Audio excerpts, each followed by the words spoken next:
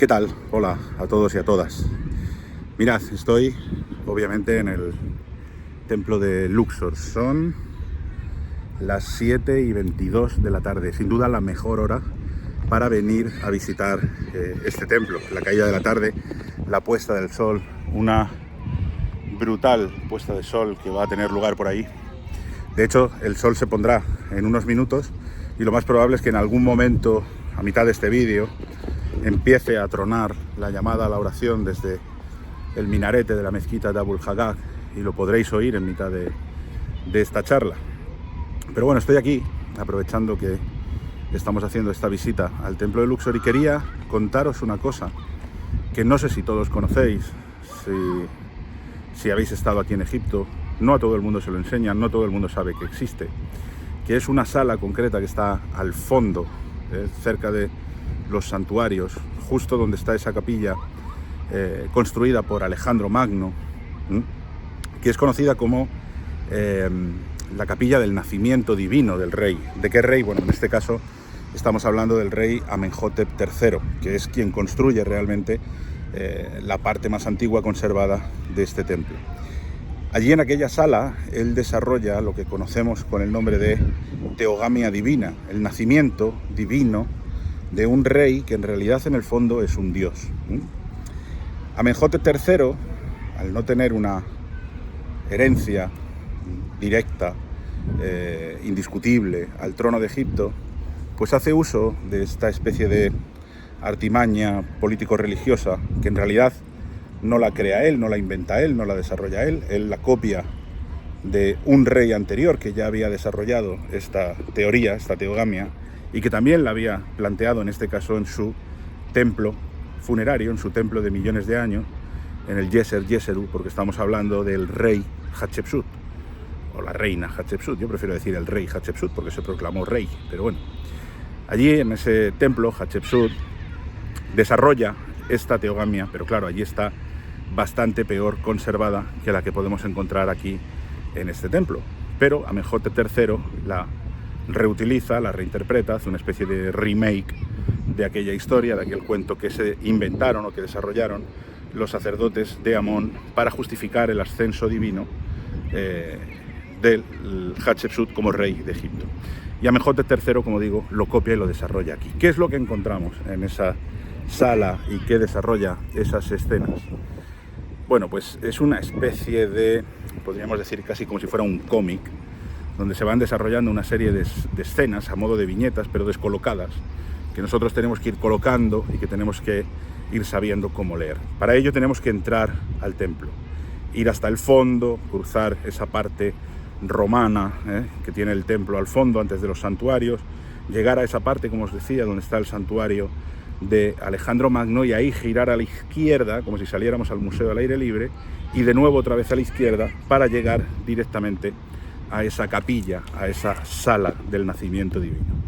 Y cuando entramos a esa sala nos tenemos que fijar en la pared de la izquierda, porque ahí es donde está desarrollado todo este desarrollo, valga la redundancia, de esta historia divina, ¿no? Esta historia del nacimiento divino. Y lo que tiene de interesante es que, seguramente lo habéis deducido, aunque solo sea por el título de este vídeo, tiene mucho que ver con muchos aspectos del cristianismo.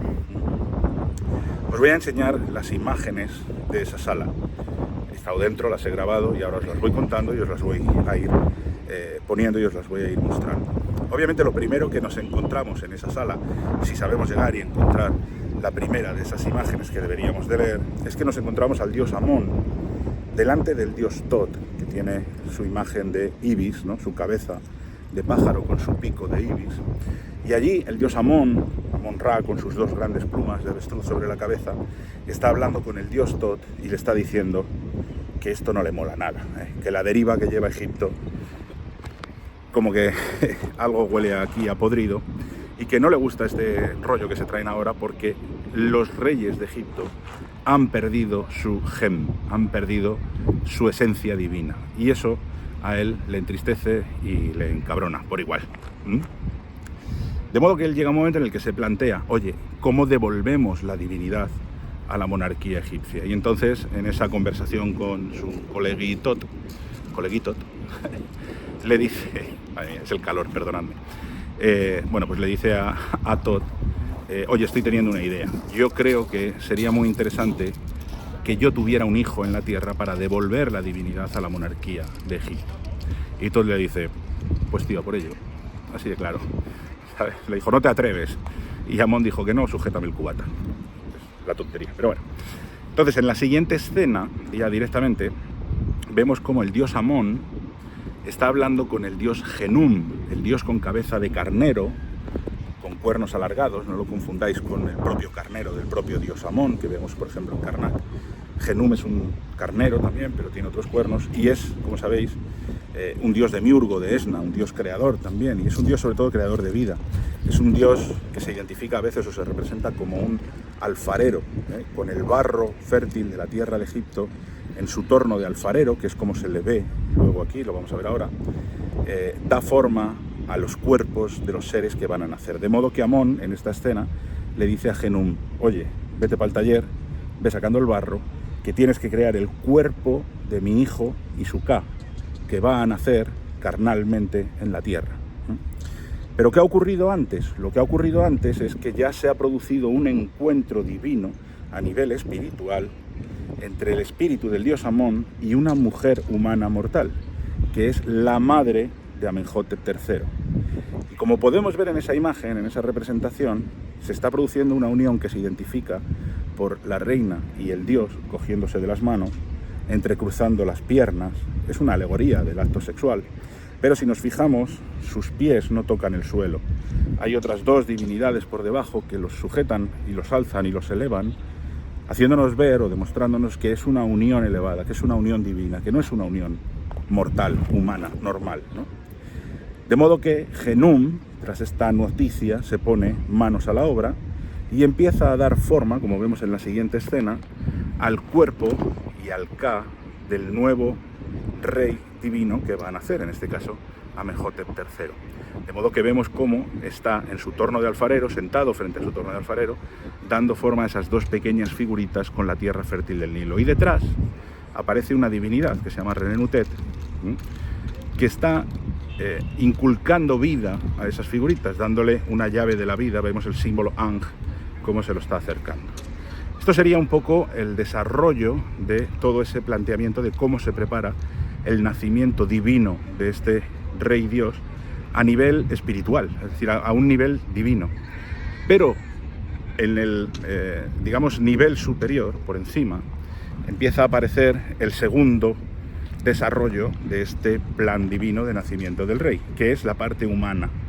Y es curiosísimo lo que os voy a contar ahora, y es lo que estáis viendo en imagen. Allí se ve como el dios Thoth, que es quien ha urdido todo este plan con el dios Amón-Ra, se le aparece a la reina y de una forma que a todo el mundo le sonará, le anuncia que va a quedar encinta del espíritu del dios Amón.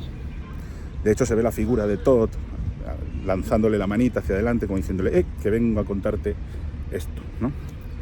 Y ella, pues no sabemos lo que responde, podríamos leer el texto, ¿no? Pero tampoco lo voy a hacer al pie de la letra.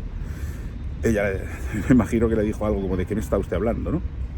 Pero en la siguiente escena, un poco más a la derecha, de repente vemos el cuerpo de la diosa, perdón, el cuerpo de la reina, porque no es una diosa, ella es una mujer humana, donde tiene a un lado al dios Genum y a otro lado a la diosa Renenutet, y ambos le están acercando a la cara, o a la altura de la cabeza, ese Ang, esa llave de la vida, ese símbolo de vida, están insuflando vida, la vida divina de Amón en el interior del cuerpo de la reina. Y si os fijáis en la barriga de la reina en esta escena, está prominentemente más abultada que en la escena anterior, donde el vientre todavía está plano. Luego aquí, al habérsele insuflado ya esa vida divina, después de ese acto que ha ocurrido a nivel espiritual que hemos visto antes, la reina está embarazada de directamente el dios Amón.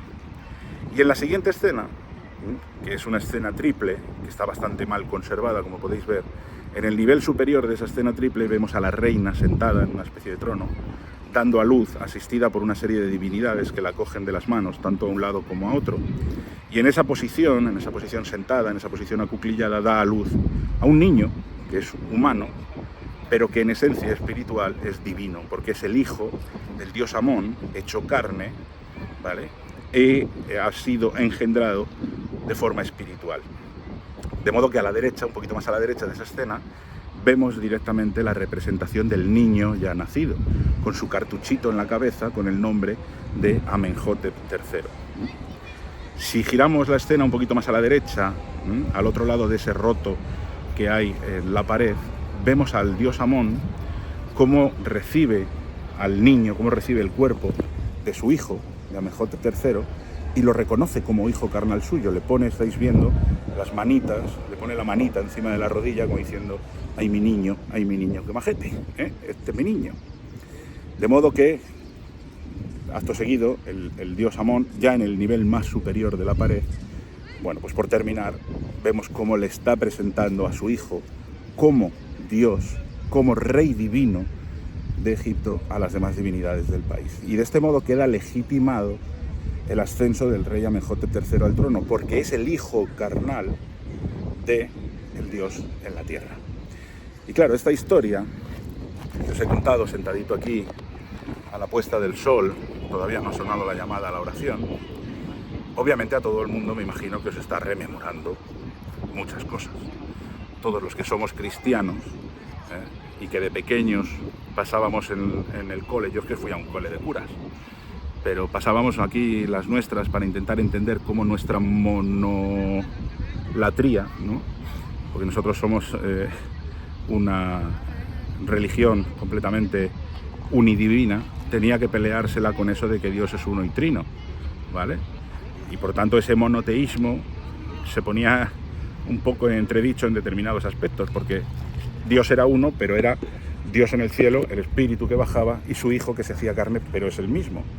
Bueno, obviamente las religiones no se inventan de la noche a la mañana, no se juntan 12 colegas a cenar y dicen vamos a crear aquí con Jesús una religión, sino que esto es un desarrollo de pensamientos, esto es un desarrollo de ideas, y hay determinados aspectos que evolucionan. Y no cabe duda, eso lo sabe todo el mundo, que el antiguo Egipto influyó enormemente en muchos desarrollos y en muchos planteamientos y en muchos pensamientos del cristianismo. Sin ir más lejos, pensad que el gran creador, ¿vale?, del cristianismo, que fue Pablo de Tarso, sin duda el mayor director de marketing de la historia, según nos cuentan las propias escrituras, desarrolla aquí en Egipto parte de su bueno, de como lo queramos llamar, ¿no?, de su apostolado o de su, ¿cómo se dice?, bueno, de su predicación, ¿no? De hecho, las escrituras dicen que él se presenta aquí, entra a un templo y ve un montón de divinidades que llevan sus nombres debajo, y hay uno que dice el Dios desconocido, y entonces él aprovecha y dice: ah, de este es del que vengo a hablaros yo. Bueno, en realidad el Dios desconocido, si hacemos caso a las transcripciones literales de los nombres de los dioses egipcios, sería Amón. Amón significa lo oculto, ¿no?, el oculto, el desconocido. Por lo tanto, no deja de ser gracioso, ¿no?, o de alguna forma casual, que en este templo dedicado a la fiesta Opet del dios Amón y su tríada divina aparezca este concepto de teogamia plasmado aquí por Amenhotep III, que no deja de ser también una de las grandes, enormes influencias de los conceptos, algunos de los conceptos más importantes del cristianismo, como es el concepto de la Santísima Trinidad. No sé si conocíais esta sala, no sé si conocíais esta historia, no sé si conocíais estos relieves o esta teogamia divina, en este caso aplicada por Amenhotep III, pero si venís a Luxor es un imprescindible a visitar al final del templo, y por desgracia muchos viajeros se marchan sin verlo o sin conocerlo, o no se lo cuentan o no se lo explican. Ya sabéis dónde lo tenéis, está allí al fondo, de modo que con calma, con paciencia podéis entrar a buscarlo. Si venís conmigo os lo enseño yo, obviamente. Si venís por vuestra cuenta, aquí tenéis una pequeña chuleta para llegar hasta allí, y más o menos siguiendo este vídeo espero que podáis entender un poco e ir siguiendo las escenas y comprender la magnitud y la importancia para la historia de las religiones de lo que tenemos representado aquí en el interior de este templo. Al final no ha sonado la llamada a la oración. Yo juraría que el sol ya se ha puesto, pero obviamente no, porque desde aquí no lo veo. Tengo un murete aquí delante, pero sonará de un momento a otro, de modo que yo voy a aprovechar, me voy a ir a la cafetería, me voy a pedir un té y voy a echar el ratito que queda, que ahora es cuando se está bien aquí, a la sombrita, al fresquito, cuando ya ha caído el sol. Nos vemos en el siguiente vídeo de las charlas de Sociedad Histórica, que de momento, mientras esté yo por aquí de viaje, y si no es aquí, será en otros sitios, os iré contando in situ. Aquí, a los pies del obelisco hermano gemelo del que tenemos en la Plaza de la Concordia de París, a los pies de la fachada del templo de Luxor, para que conocierais la teogamia divina de Amenhotep III. Hasta el próximo vídeo.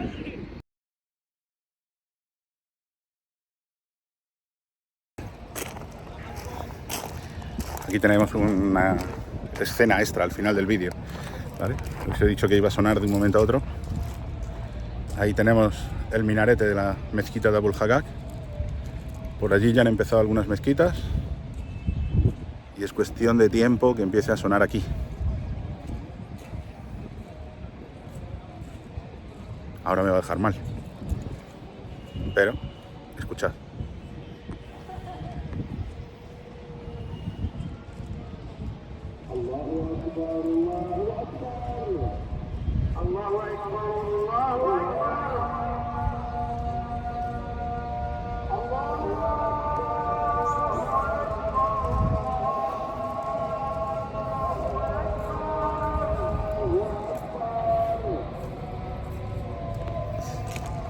Bonus track.